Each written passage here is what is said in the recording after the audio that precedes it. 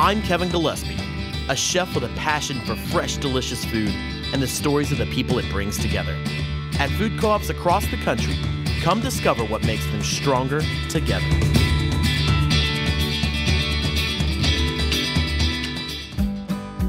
When you drive up to Los Alamos, you sort of drive through these hillsides that seem very barren and take you away to a whole different place. But to know that you can still be connected with food that is grown near you is a really empowering idea. I hear that from my customers. They know that this is a bigger thing than just a grocery store, that they see that this is not only an economic engine for the county, but it's also a new model for this community. Tell me about the things that the store has done. I mean, it's a fairly short history, but I know that you guys have had a busy few months. We built raised bed gardens and they're right in front of our store, and are already producing fresh basil, which we're using to produce pesto in our deli. And we have 8,000 households in this county, but we have almost 1,700 of those households are members of this co-op. Already in such a short period of time. Yeah, almost 25%. They were traveling an hour-and-a-half round trip to Santa Fe to buy natural and organic foods. Wow. The Los Alamos community wanted its own local co-op, so they turned to another nearby co-op, La Montañita, for help.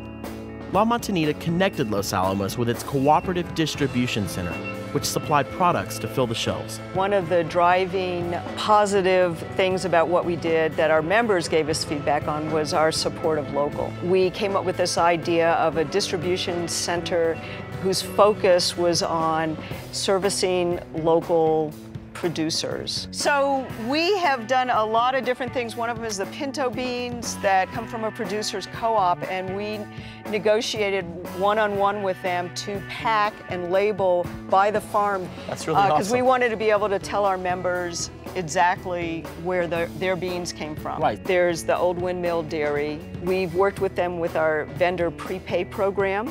You're somebody we work with regularly. You're telling me you want to build some cheese caves and you need $5,000. I'm going to help you do that. I'm going to prepay for the product because we have an existing relationship. They have a full creamery now with 2 aging caves. So I would say that's a real partnership and success story in how we've worked that would be different than the traditional distributor. That just continues the model of the co-op, which, that idea that if we're going to go forward in the future and be successful, it benefits us all to do it together, that we're stronger together. This distribution center has, it seemed like, made this store possible in many ways. You guys are selling fresh grass-fed beef, you're selling beautiful produce and you were able to have that from the very first day. I mean, it seems like that wouldn't necessarily be possible without it. Absolutely. La Montañita made it possible for day one, we could sort of walk the walk, and that's huge.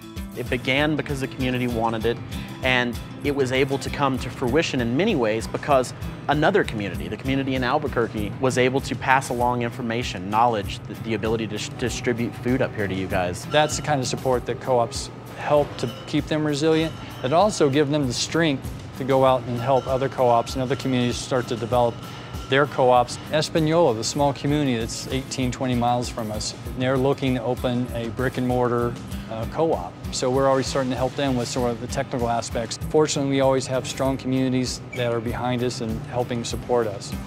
New Mexico has been an incredible place. It seems to me that the most valuable resource that New Mexico has is the people. Their love for what they do and the fact that they feel like as an entire state, they're one community.